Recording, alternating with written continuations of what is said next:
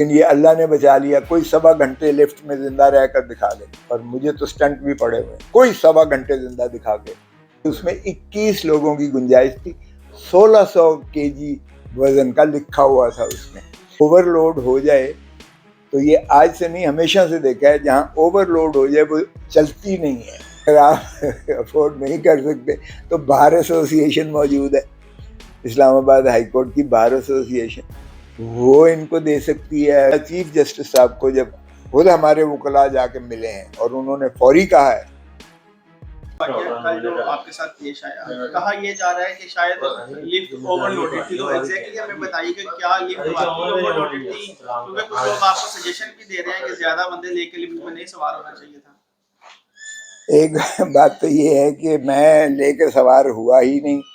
Chief justice صاحب کی court سے میں نکلا ہوں باہر, تو کچھ وکلاء جو ہیں وہ میرے ساتھ, اور کچھ آپ کے صحافی بھائی وہ میرے ساتھ جو ہے چلنا شروع ہو گئے. مجھ سے انہوں نے کامنٹس مانگنے, سوال کرنے شروع ہو گئے. میں نے کہا نو کامنٹس, میں نے جو کہنا تھا عدالت میں کہہ دیا ہے, اور اس لیے نو کامنٹس. باہر کا وہ انسسٹ کر کے پیچھے آتے گئے.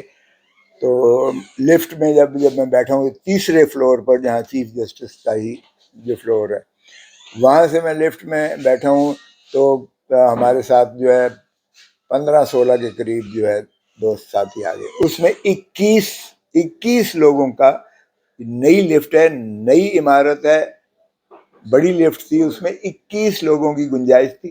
1600 kg وزن کا لکھا ہوا تھا اس میں, اس لیے وہ 21 سے کم تھے. نمبر 1. دوسری بات یہ ہے کہ اگر وہاں اوور لوڈ ہو جائے تو یہ آج سے نہیں ہمیشہ سے دیکھا ہے, جہاں اوور لوڈ ہو جائے وہ چلتی نہیں ہے, تو پھر کسی کو ریکویسٹ کرنا پڑتی ہے کہ بھائی صاحب یہ چلے گی نہیں جب تک آپ اتریں گے نہیں, مہربانی کریں. کوئی والنٹیرلی یا کسی کو کہتے تھے بھائی صاحب آپ ذرا باہر ہو جائیں تاکہ یہ لفٹ چلے. سو لفٹ اس وقت تک آپریٹ ہی نہیں ہوتی اگر اوور ویٹ ہو جائے یا وزن زیادہ ہو جائے. سو یہ کہنا کہ جی زیادہ لے کے نہیں چلے تھے, میں لے کے کسی کو نہیں چلا تھا.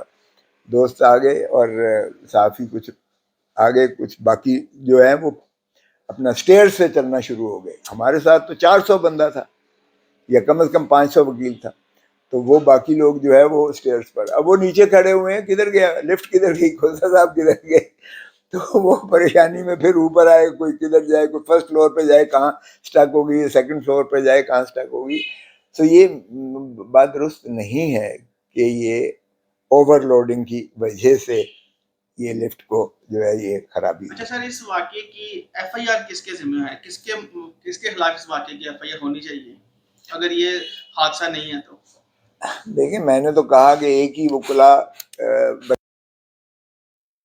پہ جو ہے ان کا دست رس نہیں آیا, باقی تو انہوں نے ماشاءاللہ کسی کو نہیں چھوڑا, جو ہے سیاستدانوں کو نہیں چھوڑا ہے, جو انہوں نے عوام کو جس طرح سے ذلت و رسوائی میں دھکیل دیا, آئین کی عملداری کو انہوں نے جو ابسٹرکٹ کیا پچھلے 16-17 مہینوں میں, اور انہوں نے کوئی ایسا ادارہ نہیں چھوڑا جس پر انہوں نے کیپچر نہ کیا ہو. یہ انسٹیٹیوشنل کیپچر اس وقت ٹوٹل انہوں نے کر دیا, اور ہر ادارے کو اپنا زیر نگین, الیکشن کمیشن تک کو بھی انہوں نے اپنے جو ہے اس میں لے لیا, فولڈ میں لے لیا, اور آئین سے انحراف کھلے عام کیا. سو اس لیے ایف آئی آر میں کس کے خلاف درج کروں؟ ایک بات تو یہ ہے کہ کیا چیف جسٹس صاحب کو جب خود ہمارے وکلاء جا کے ملے ہیں اور انہوں نے فوری کہا ہے 10-15 منٹ اوپر نیچے گھومنے کے بعد کہ جی جب یقین ہو گیا کہ کھوسا صاحب اندر ہیں اور سٹک ہو گیا ہے یہ معاملہ جو ہے, کیونکہ 2 منٹ یا 1-1.5 منٹ چلی ہے لفٹ 3رے فلور سے, ابھی وہ پوری طرح 3رے فلور سے وہ نیچے نہیں گئی ہے, تو وہاں وہ رک گئی, کڑک ہوا اور رک گئی. اب روکی گئی کس طرح ہوا مجھے نہیں علم ہے, لیکن نئی یہ لفٹ ہے, اس کی ذمہ داری تو ظاہر ہے کہ اسلام آباد ہائی کورٹ, یہ پرائیویٹ بلڈنگ تو تھی نہیں, اسلام آباد ہائی کورٹ کی یہ بلڈنگ ہے, اور پتہ نہیں چیف جسٹس صاحب خود بھی اسی لفٹ پر چڑھتے ہیں یا ان کی اپنی ایک کوئی علیحدہ لفٹ ہے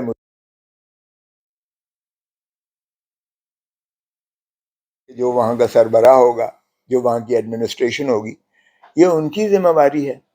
یا وہاں کم از کم ایک لفٹ پر ہینڈلر بٹھا دیں، ایک ملازم بٹھا دیں. او بھائی 8 بجے سے لے کے 4 بجے تک ہی آپ نے، یا 3 بجے تک، جتنی عدالت کا تو 1:30-2 بجے تک وقت ہوتا ہے، آپ نے اسی دوران میں 6-7-8 گھنٹے بٹھانا ہے، تو آپ ایک ملازم رکھ لیں. اگر آپ افورڈ نہیں کر سکتے تو بار ایسوسی ایشن موجود ہے، اسلام آباد ہائی کورٹ کی بار ایسوسی ایشن، وہ ان کو دے سکتی ہے. اگر خود، اول تو ایسی بات نہیں ہے، یہ ہائی کورٹ کا ہی مسئلہ ہے اور انہی کا کام ہے، کیونکہ اگر انصاف کا اتنا بڑا ایوان میں سائل اور وکلاء کو اگر وہ یہ سہولت نہیں دے سکتے کہ تیسری منزل پر آپ نے اپنا تو دفتر بنا لیا، اپنا کورٹ روم تو بنا لیا، تو وہاں کیا ترسیل، وہاں لے جانا، وہاں جانا، وہاں وہ آپ کی ذمہ داری نہیں ہے. اور ایک وکیل اگر فرض کریں کوئی چل نہیں سکتا ہے، یا کوئی اس کو کوئی ایسی انکیپیسٹی ہے جس وجہ سے وہ 3 منزلہ سیڑھیوں کی نہیں چڑھ سکتا، یا کوئی ایسا بیچارہ سائل معذور ہے جو وہ نہیں چڑھ سکتا ہے، تو یہ انصاف کے ایوانوں میں جو ہیں انہیں کو ہی یہ سہولیات فراہم کرنا لازم ہوتی ہیں. آپ دیکھیں دنیا میں ساری جو ہے وہ ایک طرف سیڑھیاں ہوتی ہیں، ایک طرف ریمپس بنے ہوتے ہیں. اگر ویل چیئر پہ کوئی آیا ہے تو وہ ویل چیئر، اب ویل چیئر سیڑھیوں پر تو آپ لے کے جا نہیں سکتے ہو کسی، تو ظاہر ہے لفٹ میں ہی لے کے جاؤ گے ویل چیئر. تو پھر اگر آپ کی لفٹ بند ہو جاتی ہے تو آپ کا تو پھر جینا حرام ہو جاتا ہے. تو اس لیے میں نہیں سمجھتا کہ اس پہ ایف آئی آر، تو خیر میں نے کیا کروانی ہے. ایف آئی آر میرے گھر پہ فائرنگ ہوئی، میرے کہنے پہ کسی نے ایف آئی آر درج نہیں کی تھی، پولیس والے نے خود کر دی تھی. وہ وزیر آباد میں ایک سابقہ وزیر اعظم پر ہوتا ہے، وہ اپنی ایف آئی آر درج نہیں کروا سکا، اور ان کی بھی ایک خود جو ہے پولیس والے نے کر دی. یہ بھی اگر وہی اس میں انوالو ہیں تو وہ کیوں کر ایف آئی آر درج کریں گے. تو دوسری بات یہ ہے کہ اس میں نے یہ کہا کہ ایک ہی ایسا طبقہ رہ گیا تھا، ایک ہی ایسا طبقہ وکلاء کا، کالا کوٹ، جس کو انہوں نے آواز جس کی خاموش کرنی تھی. انہوں نے میرے بیٹے پہ گولی چلا لی، مجھ پہ اثر نہ ہوا. انہوں نے میرے گھر پر فائرنگ کی، میرے ڈرائیور کو زخمی کیا، گاڑی پر کیا، مجھ پہ اثر نہ ہوا. اب انہوں نے لفٹ میں وہی کام کرنے کی کوشش کی جس نے بھی کی، لیکن یہ اللہ نے بچا لیا. کوئی 1.25 گھنٹے لفٹ میں زندہ رہ کر دکھا دے، اور مجھے تو سٹنٹ بھی پڑے ہوئے ہیں، کوئی 1.25 گھنٹے زندہ دکھا کے، گھٹن ہوتی ہے ادھر، اس میں سفوکیشن ہوتی ہے، اس میں آکسیجن ختم ہو جاتا ہے، 18 بندے ہوں زندہ رہ کے کوئی دکھا دے. یہ اللہ کا معجزہ ہے کہ اللہ تعالیٰ نے ہمیں جو ہے نئی زندگی دی. اور میں نے نیچے آ کے کہہ دیا، میں کہ میں مر بھی جاتا تو بھی کالا کوٹ زندہ رہتا. اور یہ کالا کوٹ کا فریضہ ہے اب جو کچھ اس ملک میں نے کہا مجھے تو 1.25 گھنٹے کی گھٹن نے یہ احساس دلایا کہ کس طرح سے زندگی آپ کی جو ہے کس طرح جیرن ہو جاتی ہے، کس طرح جینا حرام ہو جاتا ہے، کس طرح سانس لینا مشکل ہو جاتا ہے.